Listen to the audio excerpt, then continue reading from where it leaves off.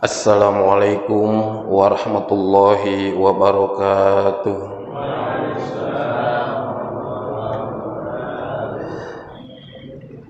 Wal amwal, Allah akan menguji kita. Allah akan mencoba kita dengan harta dan kekayaan. Jujur, kita ini mengukur seseorang, menilai seseorang secara umum. Kadang-kadang harta kekayaan jadi ukuran. Apabila ia maju dalam kehidupan dunia, itulah takaran kesuksesan seseorang.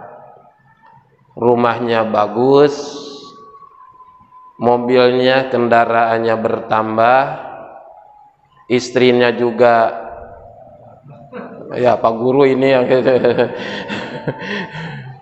itu kadang-kadang itulah takaran kesuksesan. Itu kadang itu menjadi takaran sukses hidupnya. Sehingga kita ini terbuai dengan nilai-nilai kesuksesan itu. Banyak yang menghalalkan berbagai macam cara tanpa memikirkan halal dan haram, supaya instan mendapatkan kekayaan. Bagaimana caranya? Itu kadang orang-orang itu melakukan itu semuanya. Banyak yang memanfaatkan modern gaya itu, media elektronik, modernisasi kekinian, disesuaikan dan dimanfaatkan itu semuanya. Bagaimana cara merampok harta orang lain dengan cara-cara modern seperti hari ini sering terjadi, kan lagi booming ya, itu lagi booming. Itu karena terpesona, karena terbuai dengan pingin cepat kaya, pingin cepat kaya. Padahal sanadtarijuhu min haitsu la ya'lamun. Boleh kadang Allah memberikannya, kadang Allah memberikannya, tapi kalau itu bukan hartanya, kalau itu bukan miliknya, Allah itu akan mencabutnya kembali. Artinya tidak akan tertukar harta dan kekayaan ini, milik kita ini. Udah jelas seperti edaran, seperti putaran matahari dan bulan, seperti pergantian siang dan malam, itu beredar pada porosnya. Matahari terbit di pagi hari dan di siang hari, itu dia menerangi bumi ini. Tiba saatnya dia akan tenggelam dan surup, dan tiba saatnya di situ ada pergantian malam namanya. Semuanya beredar pada porosnya. Itu juga berlaku hukum alam yang Allah berikan kepada makhluknya untuk kita semuanya. Harta kita itu sudah diatur, tidak akan tertukar. Milik kita itu sudah teratur dan diatur, tidak akan tertukar. Karena kita ini sering takut akan tertukar harta dan kekayaan itu, sehingga kita sering jatuh bangun untuk mendapatkan dan mempertahankannya, padahal Allah telah menanggungnya. Ingat hadirin bapak-bapak, rizki itu kan macam-macam. Ada rizki mamluk, ada rizki madmun, ada rizki maksub. Rizki mamluk adalah sesuatu yang ada di tangan kita, di pangkuan kita hari ini. Bapak-bapak punya kendaraan, punya ya, punya mobil, punya rumah, punya anak, punya istri, dan lain sebagainya. Itu mamluk, sesuatu yang ada di tangan dan di pangkuan kita. Apakah itu benar-benar akan dinikmati? Wallahu alam, karena itu hanyalah kepemilikan. Boleh sertifikatnya milik kita, boleh BPKB-nya punya kita, walaupun di leasing, Bener nggak nih?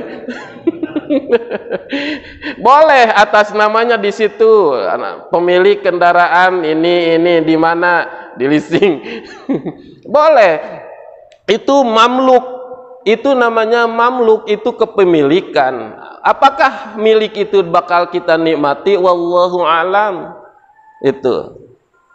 Ada lagi maksub, rizki yang mesti kita cari, mesti yang kita ikhtiarkan dan kita usahakan.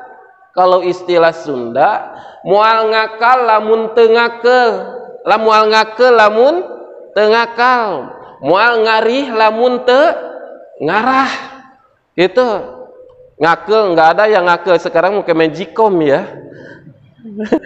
Nah, mual ngake lamun tengakal, mual ngarih lamun te ngarah, itu namanya istilah-istilah itu. Bapak ini tidak akan mendapatkan uang kalau Bapak tidak berjualan. Nah, itulah namanya maksub, harta, rizki yang mesti dicari. Mesti dicari dan harus dicari. Siapa yang harus mencari? Tergantung. Ingat kalau kita putar ke belakang dalam hikmah yang keberapa itu ya. Nah, tergantung apakah Allah menempatkan kita menjadi muktasib. Kalau Allah menempatkan kita menjadi muktasibin, ya mesti mencari rizki itu. Jangan duduk santai, jangan duduk manis di atas sejadah saja, karena posisi kita menjadi seorang muktasibin.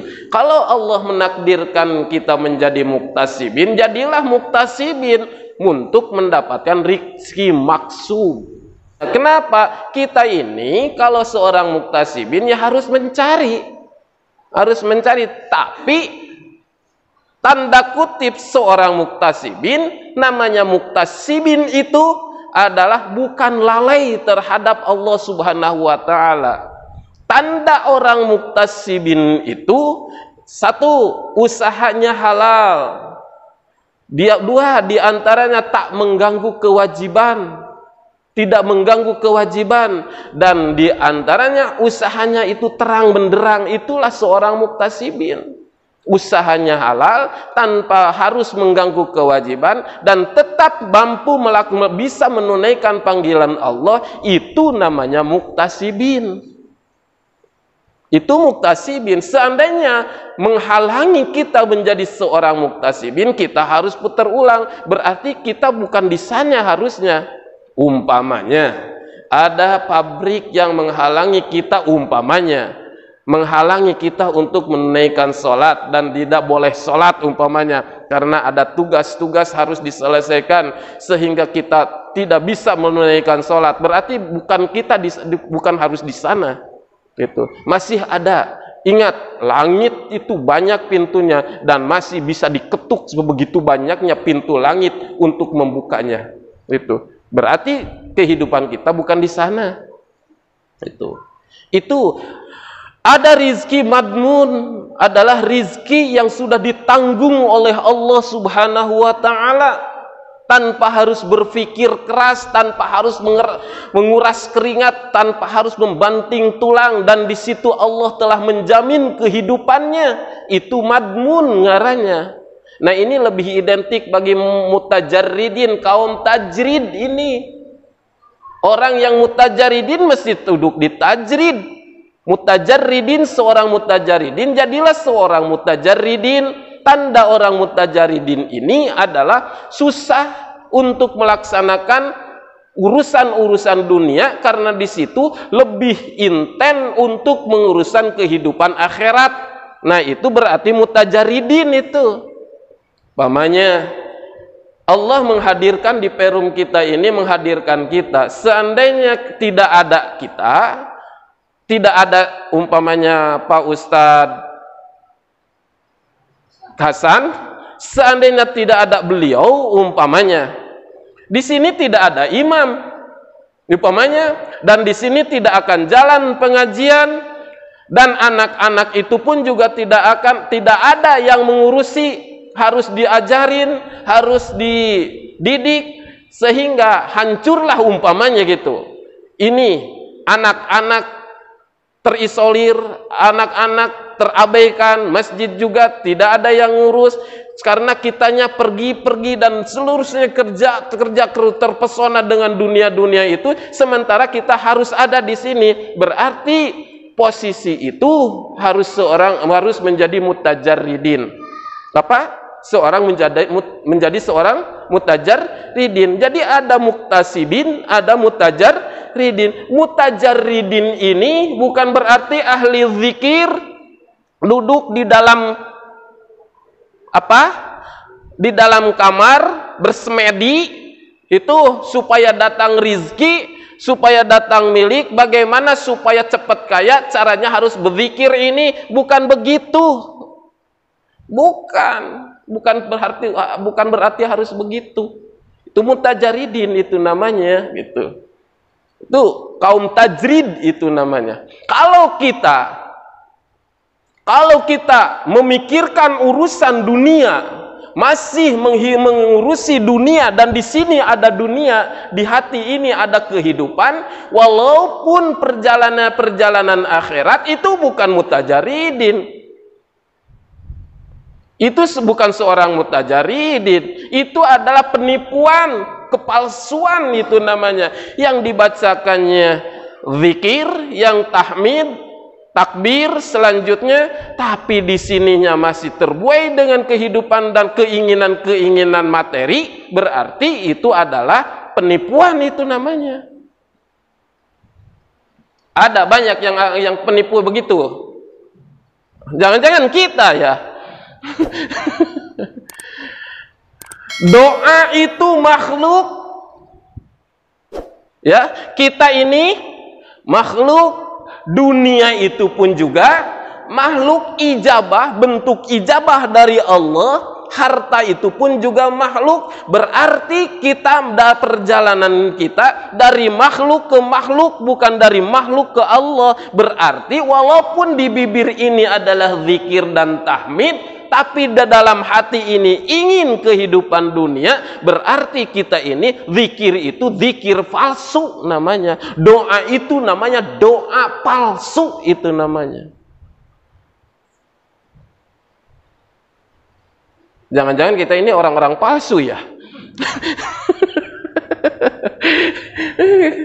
Palsu gitu. Gara-gara datang ke kiai, datang ke ustadz, baca ini,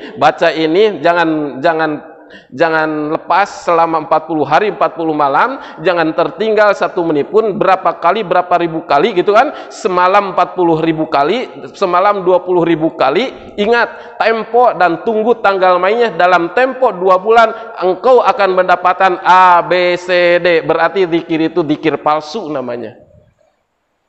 Ada yang suka ngarahin begitu. Wah, ini. Berarti itu adalah perjalanan kita dari makhluk untuk mendapatkan makhluk. Berarti itu palsu itu namanya. Mana bentuk ikhlasnya? Matre itu namanya. Itu matre itu namanya itu. Kalau bedanya sama kita doa mohon ini gimana? Ya, ad-du'a mukhul ibadah. Doa itu adalah saripati dari ibadah, bukan untuk mendapatkan sesuatu, tapi bentuk kita, cinta kita kepada Allah. Kita membacakan rizki, tapi yang kita harapkan itu bukan rizkinya itu loh, cintanya Allah kepada kita. Dalam bentuk-bentuk kita ya, kita berdoa ya, berdoa Allahumma inna nas'aluka rizqan katsiran wa milkan wasi'a halalan thayyiban mubarakan fi, gitu kan, min ghairi dhairi wala quwwati wala ta'abi wala masyaqqati minna. Ya Allah, turunkankah rizki kepada kami yang luas, halalan thayyibah, halal dan baik, min ghairi dhairin, tanpa harus bersusah payah dan tanpa harus jatuh bangun, min ghairi wala quwwati wala ta'abin, tanpa harus capek, wala masyaqqatin, tanpa harus lelah, minna, dari kami. Ya Allah, luangkanlah kehidupan ini,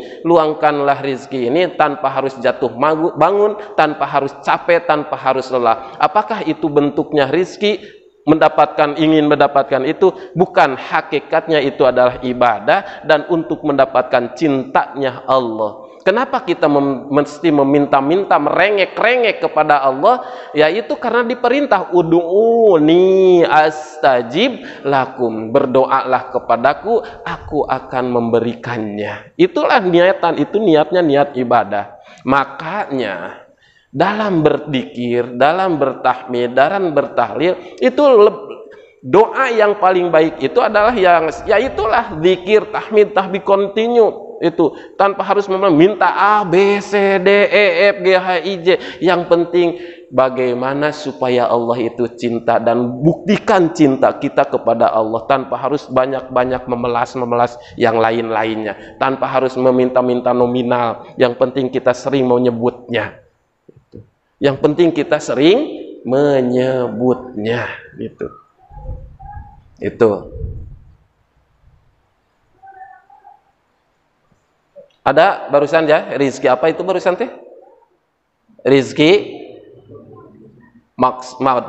mamlu, maksub, madmun. Madmun adalah rizki yang dijamin dan ditanggung oleh Allah Subhanahu wa ta'ala, dan hakikatnya semuanya itu sudah dijamin, cuman caranya saja ada yang mesti dicari dan harus kita berikhtiar maksimal.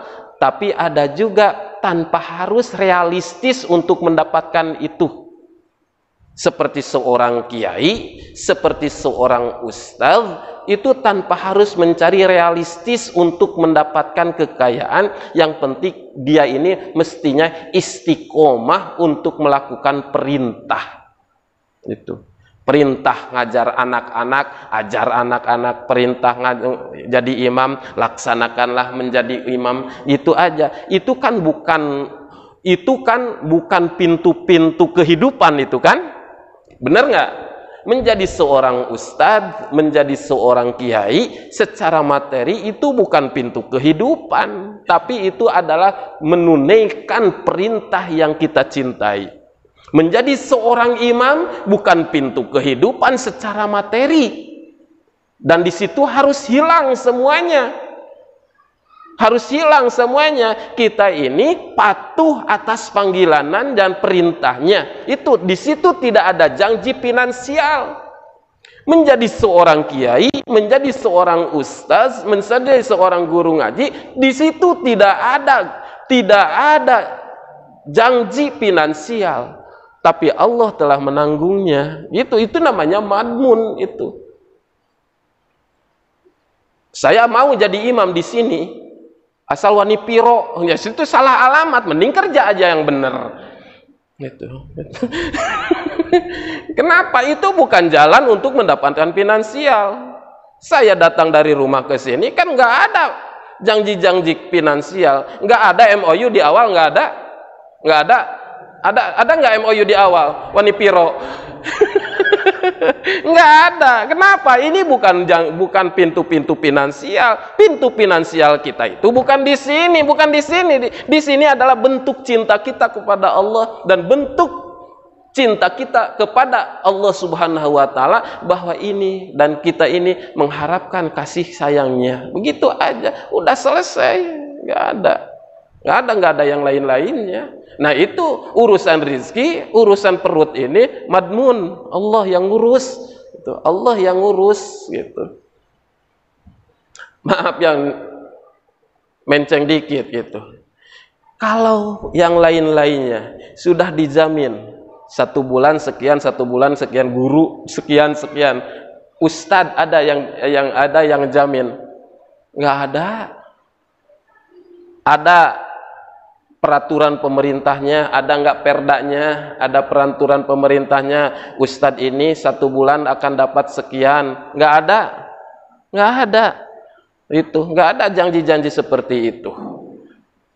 Dari mana hidupnya, dari mana makannya? Ya, makanya disitulah Allah telah menjamin untuk kehidupannya. Kalau dikaitkan dengan janji-janji kehidupan ini, banyak kiai, banyak para ajengan, para ustadz yang sudah tepar duluan, nggak ada yang jamin hidupnya.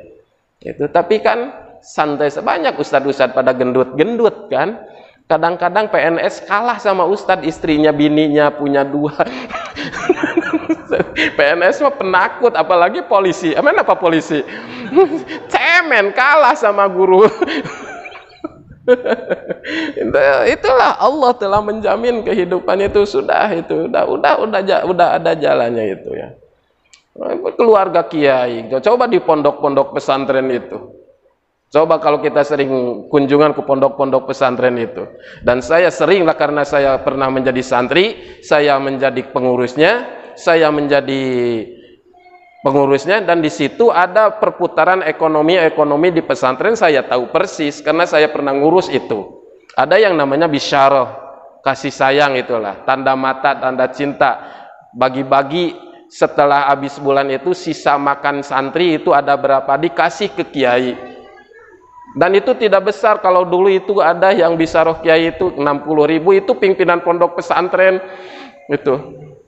Ada 100.000, 200.000. Coba kuli bangunan berapa sehari? Ya, ini bisa roh. Ini tanda cinta dari santri kepada gurunya. 1 bulan 150.000, berarti itu sama dengan gajinya tukang tembok sehari ya. Itu, atau tukang aduknya, keneknya ya, sama dengan 1 hari pekerja. Tapi Allah telah menjamin kehidupannya. 150.000 bisyarah itu kalau kita gaji gitu ya, 1 bulan itu tidak nyampe di Pak Kiainya itu, karena sudah ditunggu sama anak-anaknya di luar. Itu pengalaman saya itu, sudah ditunggu sama anaknya di luar. Anaknya, putra beliau ini ada 5. Karena dia udah tahu saya ini sudah suka pegang amplop itu, mau datang ke beliau itu, menyerahkan itu tanda cinta lah, walaupun beliau tidak berharap gitu, tanda cinta gitu, karena ada seperti itu, dia antar gitu. Di depan itu sudah ditunggu anaknya. Mang, katanya di santri itu kan agak itu, badeka apanya? Mohon neng gitu, mohon a itu badeka bapak, bad masihan acisnya, mohon kadia we cenah neng, kadia dibagi, direbut itu sama anak-anaknya itu, nggak nyampe di tangan beliau, nggak nyampe di tangan beliau, direbut sama anak-anaknya yang 5 itu, karena kan susah untuk membedakan mana adik dan kakaknya kiai itu kadang-kadang. Susah itu tunji gitu kan, itu rebutan itu dikasih. Bagaimana beliau seorang kiai, lihat aja dia duduk sambil senyum-senyum. Nah, rencana mang tenepi ka dieu. Dibagi gitu ke budak. Itu tapi bagaimana kehidupan beliau? Subhanallah, kalah yang lainnya itu. Kalah. Itu. Makanya saya dulu itu sering diingatkan, lu kalau mau mondok, kalau mau terjun di masyarakat, menjadi seorang ustadz, menjadi seorang kiai, ingat,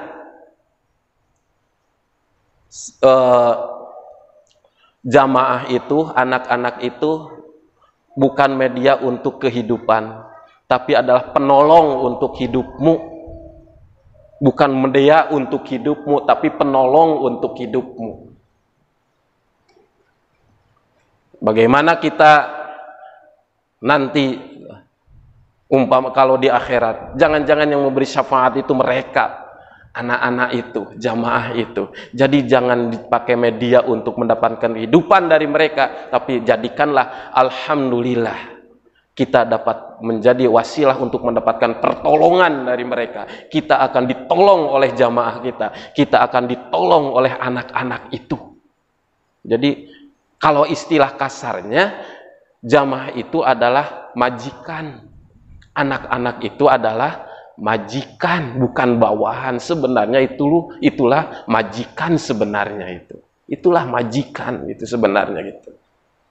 Itu adalah majikan, anak-anak itu, jamaah itu adalah majikan. Untuk kehidupan, ingat, melangkah, ayunkan langkah kemana, ingat, udah harus siap. Jangan ada toma harapan-harapan di sini. Kalau lu punya motor, isi bensin dari rumah. Kalau lu nggak punya motor, punya sepeda, siapkan, harus kenceng sepedanya. Kalau lu nggak punya motor, nggak punya sepeda, karena kamu harus jalan kaki, perut diisi dulu dari rumah. Kalau memang harus perjalanannya panjang dan harus lama, bawa kantong di jalan, isi timel, tahu nggak timel? Timel, supaya nggak ada toma di sini. Jangan harap-harap dari mana-mana. Nah, karena di sini ada air, ada timbel udah bawa, nasi sudah bawa, airnya sudah bawa. Tanpa di sini harus akan mendapatkan sesuatu dari jamaah, dari masyarakat, dari anak-anak dan lain sebagainya. Itu hilangkan semuanya itu. Nyampe nggak kira-kira saya ke sana? Wallah, ini cuma ngomong aja, belajar gitu kan. Itu pesan-pesan yang belum terlaksanakan. itu kalau masih ada harapan-harapan seperti itu, mending kerja aja yang benar sekalian kan gitu. Tapi bukan harus menutup rasa cinta orang lain, tapi jangan menjadi harapan. Contohlah kalau kita tukang nyabit, tukang mencari rumput ya, mencari rumput, konsentrasi kita ini mencari rumput, konsentrasi itu mencari rumput. Tapi sesekali di situ ada supa, ada jamur, ya ambil, tapi konsentrasi kita adalah mencari rumput. Sesekali ada jamur, yang nggak apa-apa, ambil saja, tapi jangan mengganggu tujuan kita. Tujuan kita itu adalah mencari rumput, tanpa harus ada, tidak mendapatkan jamur, nggak apa-apa, karena tujuan kita bukan untuk mendapatkan jamur. Sesekali ada jamur, nggak apa-apa, itu adalah bisyarah dunia kecil itu, barangkali itu nggak apa-apa. Yang penting jangan mengganggu hati itu untuk ikhlas dalam berbuat dan mengabdi, itu aja itu. Jamaah rahimakumullah, itulah gangguan-gangguan dalam kehidupan.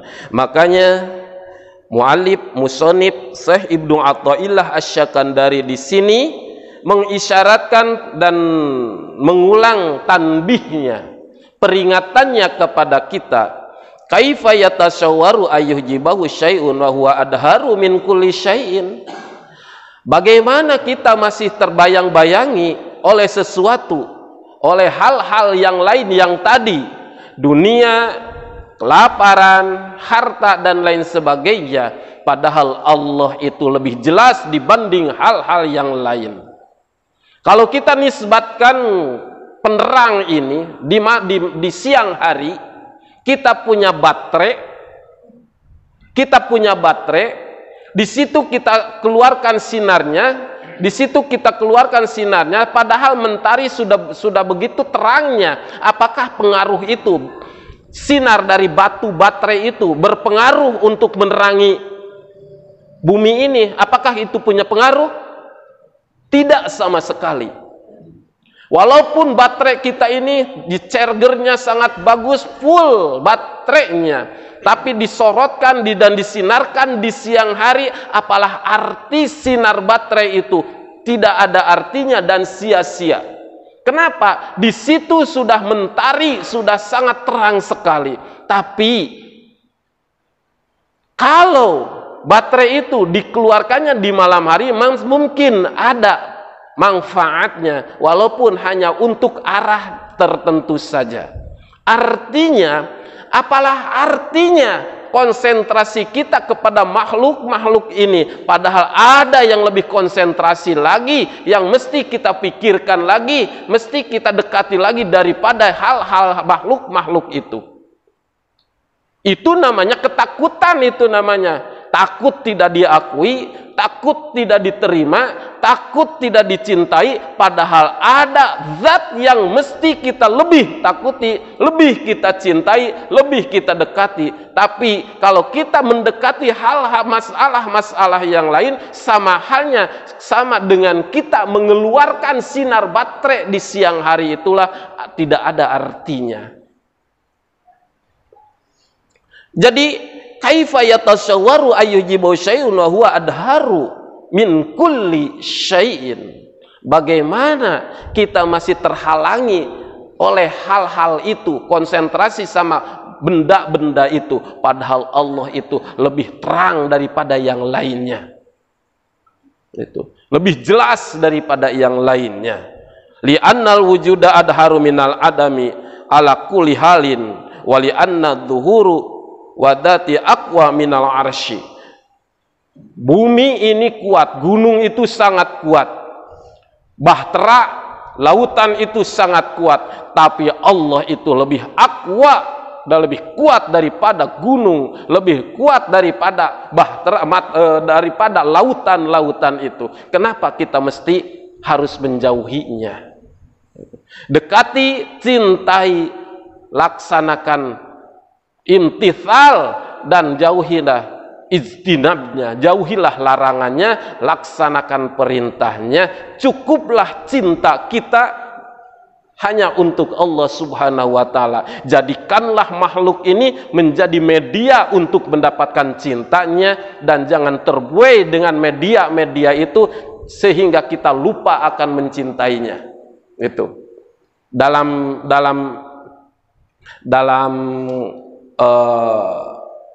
makalah yang kemarin. Jadi bagaimana kita lebih mencintai konsentrasi kepada kertas tapi tidak ingat kepada siapa yang memberikan kertas. Ingat itu kisah cinta itu ya, ingat itu ya.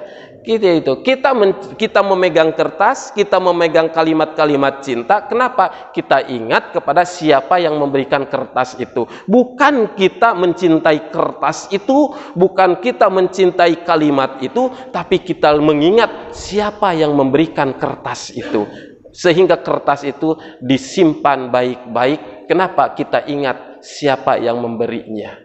Itu. Jadi hadirin rahimakumullah, kita simpulkan Allah itu akan mencoba dan menguji kita dengan makhluknya. Rasa sakit itu makhluk Allah, kekayaan itu makhluk Allah, semuanya itu makhluk Allah. Ijabah doa itu pun juga makhluk Allah. Kita meminta, kita berharap, dan untuk mendapatkannya, dan apa yang kita impikan itu, yang kita harapkan itu, secara umum kadang-kadang itu mengharapkan makhluknya. Itu jangan terbuai dengan makhluk Allah itu. Jadikanlah doa, ibadah kita itu adalah buah cinta kita, bukti cinta kita kepada Allah Subhanahu wa Ta'ala.